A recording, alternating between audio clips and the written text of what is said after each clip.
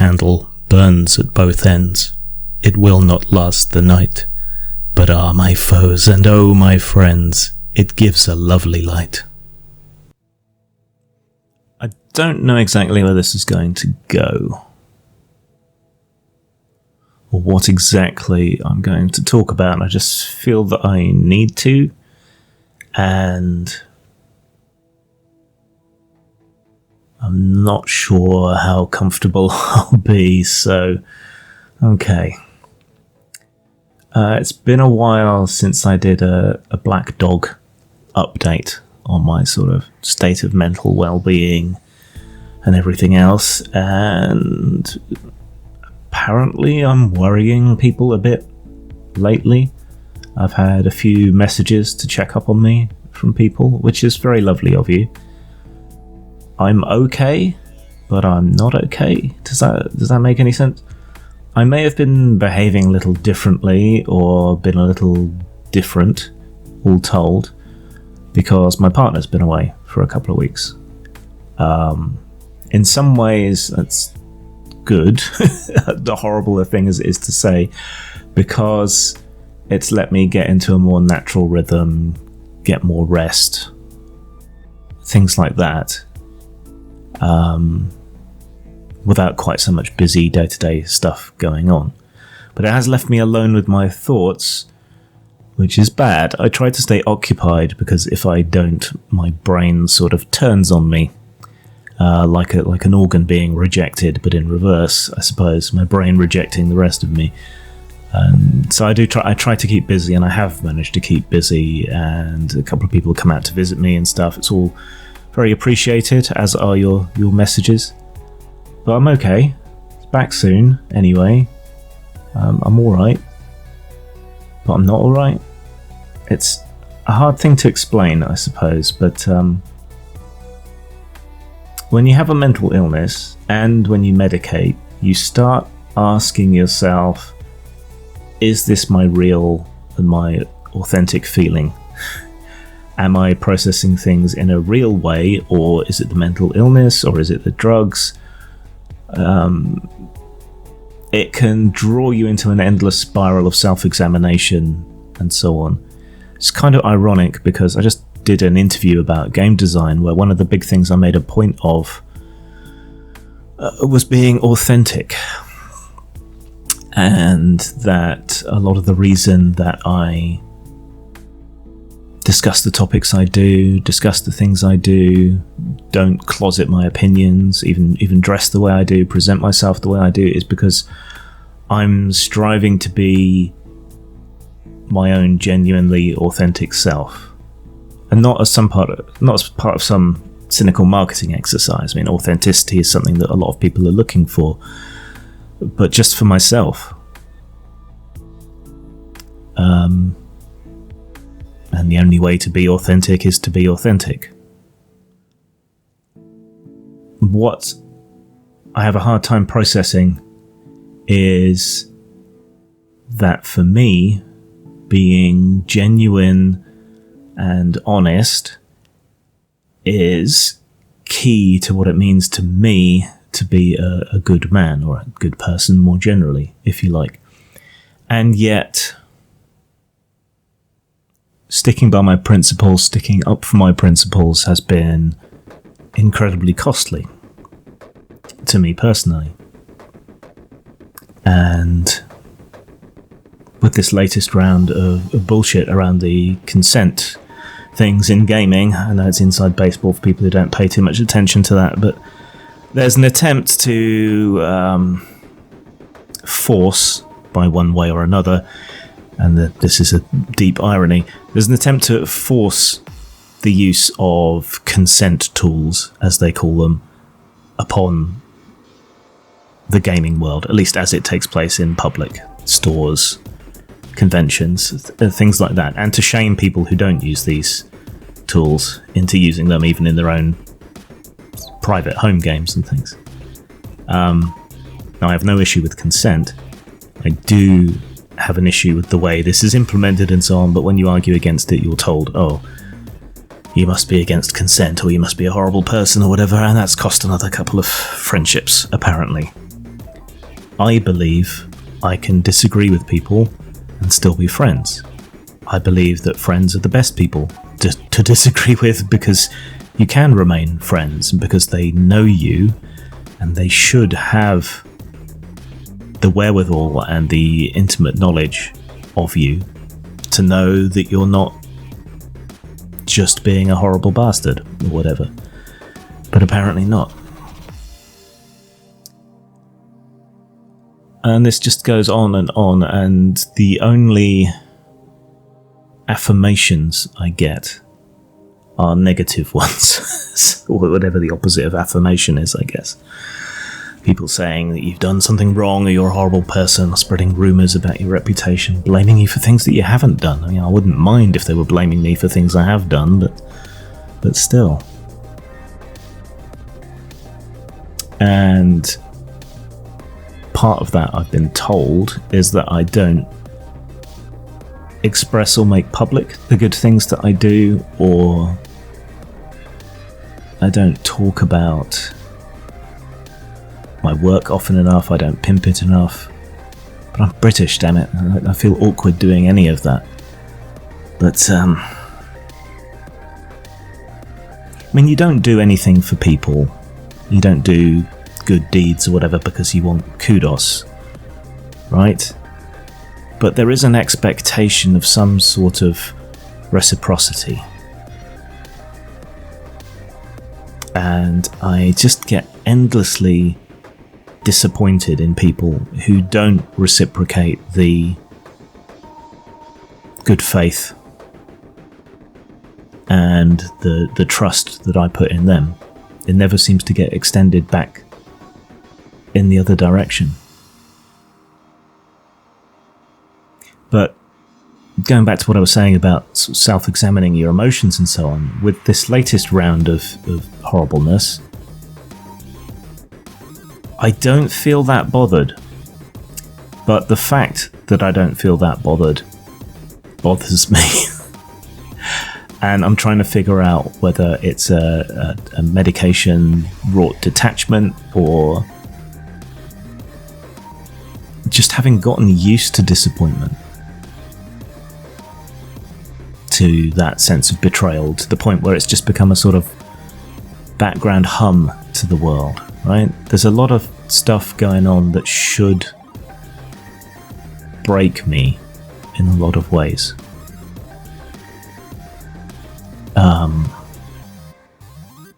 The way in which people drove Satine off from being my friend still hurts. And that blew up again around the consent issue. For someone who calls herself a herald of compassion, there seems to be precious little compassion left for me, or to listen to what I'm actually saying. And yet at the same time, she says something like, I finally have a voice, you can disagree with me, fine, something like that, she said. And I was just like, well, that's me. You didn't extend that same thing to me that you want people to hold out towards you. And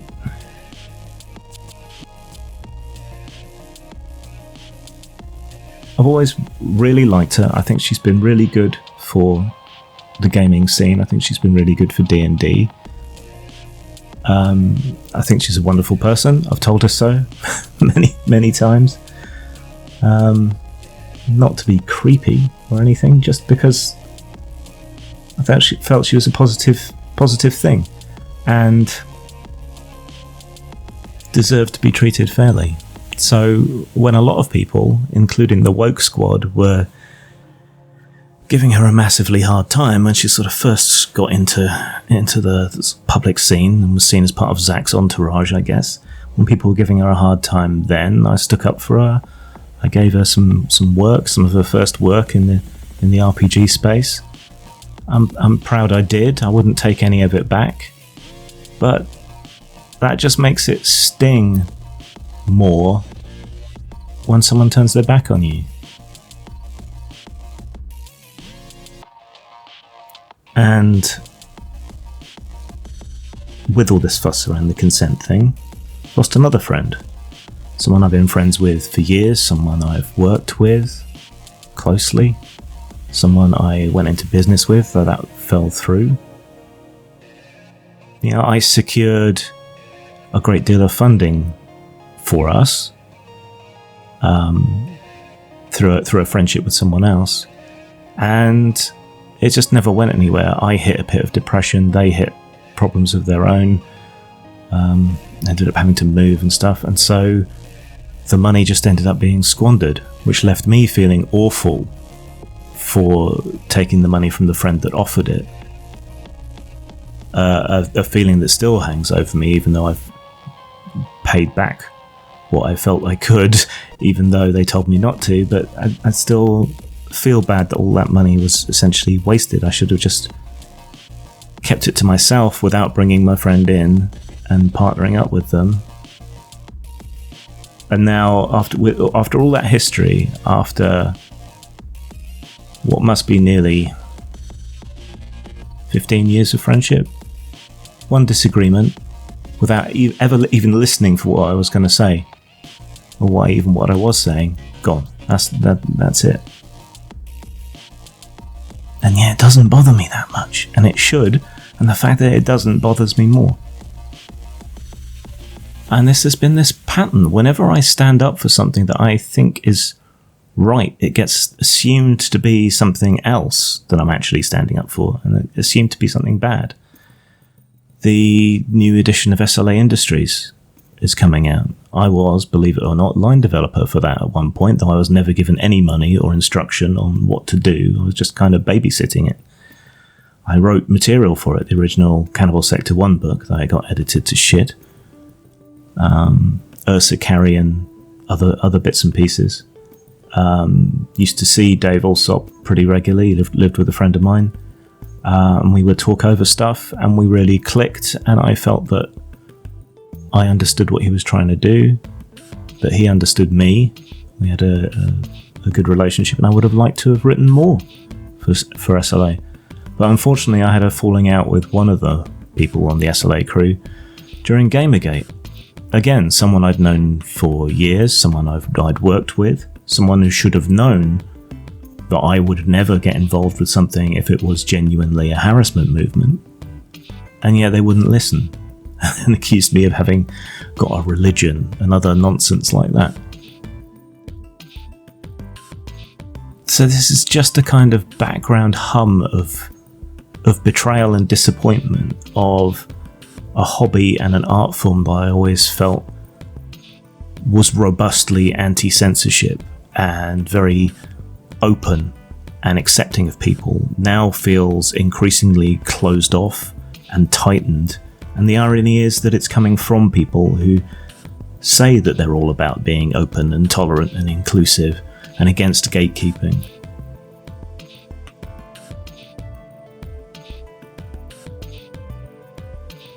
And they've pushed me into this corner, and I don't want this to sound like I resent people like Venger and Pundit, but who else am I going to hang out with if no one else will talk to me, will discuss with me, will have conversations about these issues with me? Not even debates. I can disagree with them, and it's not the end of the world. Can't disagree with people who should be part of my tribe and people who've known me literally for decades and should know my motivations and my character and my person. And yet other people who I've liked a great deal from the past are coming out and saying horrible things that do not match up to my experience with them at all. It's all heartbreaking, or rather it should be heartbreaking. I don't like that this is the new normal. And I don't like that there's no way back. I'm not going to apologise for anything because I'm not sorry for anything. I've always done what I thought was right. Not that an apology would make any difference anyway. So how do you get back? My views aren't reactionary. My views aren't conservative. And yet they're treated as though they are. It's a very peculiar position to be in.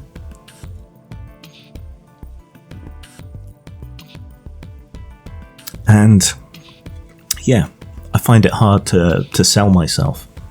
I find it hard to talk about the good things that I do. But I've been told that I should.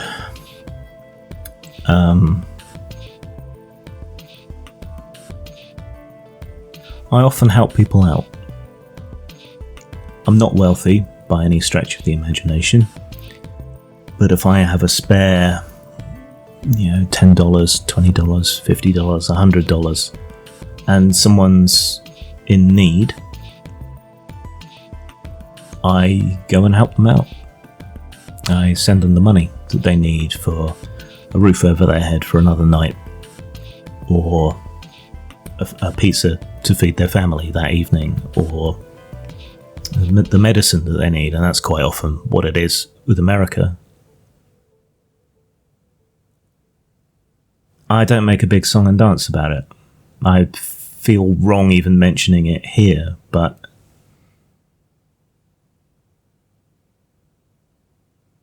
that's something I do. I help people. And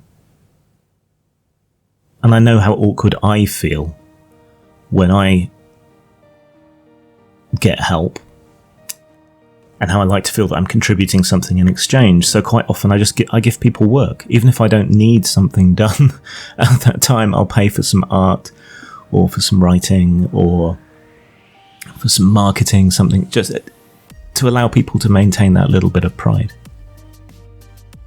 When I do employ people, I look around. Usually, if I don't have one of my regulars in mind, I'll look around for someone who needs the work, and I'll offer the job to someone who's going to get the most benefit out of whatever payment I offer. And I'll often pay over the odds to people because I know it will help them out. I'll look through the commissions open hashtag on Twitter, for example, and I'll find someone who's on the verge of being homeless, or who can't meet their bills that month, or is saving for transition, or whose main computer has died, or whatever else. People in need, and I'll give them the work, and I'll pay them more than I should, or that I could get away with, because I want to help them. I don't. It's probably bad business practice, but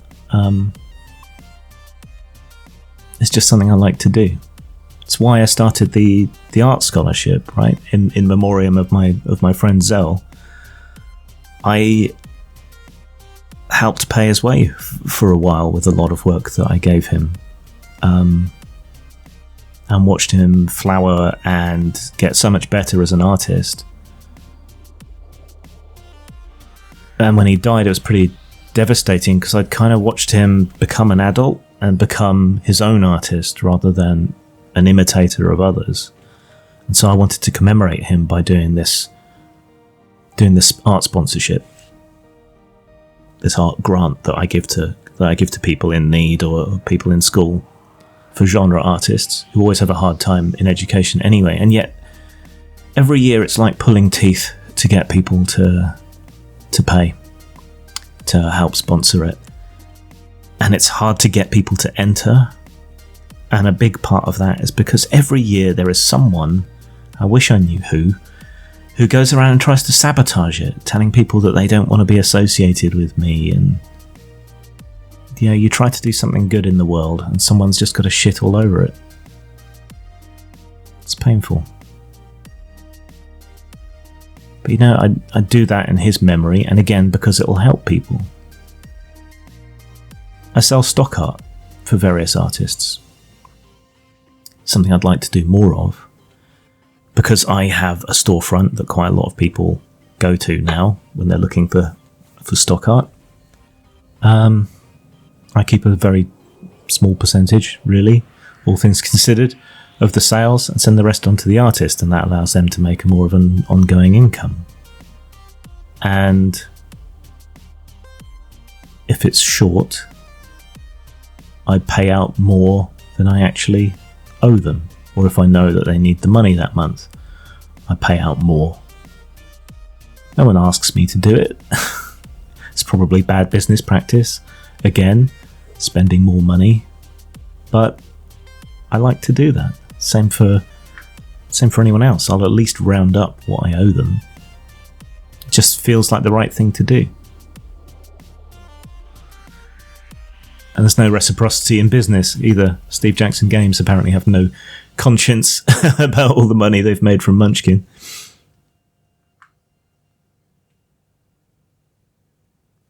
When I had my old Twitter account, I offered a lot of support for other sufferers of depression. I'm open about my depression because I know it helps other people.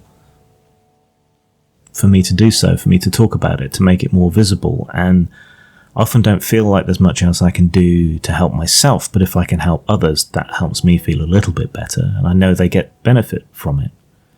But on my old Twitter account, I was kind of looking after several people who would DM me regularly when they were down, and I would help them out. And I lost that when my Twitter account was taken down. Thanks, guys. And I've lost touch with some of those people and haven't had replies from them. I hope they're okay. They just seem to have lost track of me with the new account and everything else. But I still do that for other people. Watch out for them, bolster them up. Give them no bullshit advice. Don't do that for the kudos, but I do it. I'm open about my illness, not for kudos or anything, just because I know it helps people. I do a lot of things like that.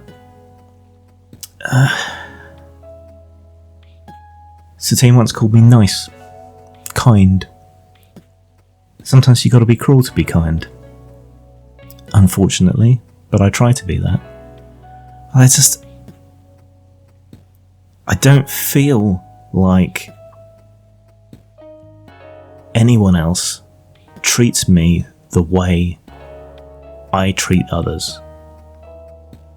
I mean, nobody's perfect. I lose my temper with people and so on a lot of the time. But I don't think I've ever broken off an actual friendship, because I recognise that we can disagree, and I generally think these people are operating on their own best motives. We just tend to disagree on the process or the cost. But I don't feel like that's ever returned.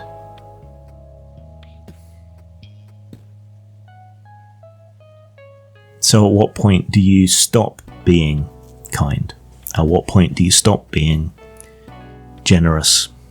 I mean, you don't do it for people to return it to you, but I think we all have the expectation that if we treat people kindly and nicely and generously and honestly, then that's what we'll get in return.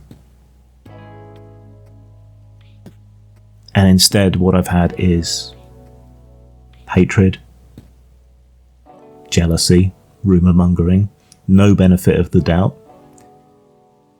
very little help or generosity when I have been broken down enough to reach out for it, though some people have helped me out recently with things, some unexpected costs around the computer and the cat, and some extra trouble with the car, so thanks to those people, but it's tough. And yet it's not bothering me so much anymore, and that bothers me, because it should. I think it's just become normal.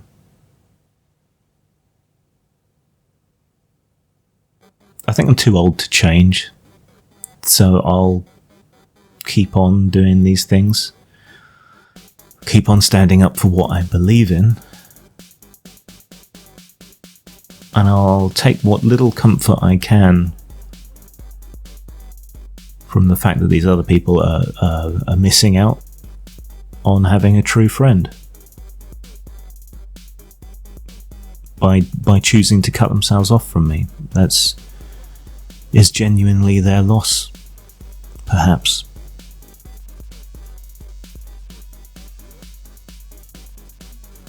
I make games and stuff. Go buy them. That's about all the pimping I can manage. Really, I think they're good. So do quite a lot of other people. I'm terrible at advertising them, so if I've done something you like, tell someone else who might like it.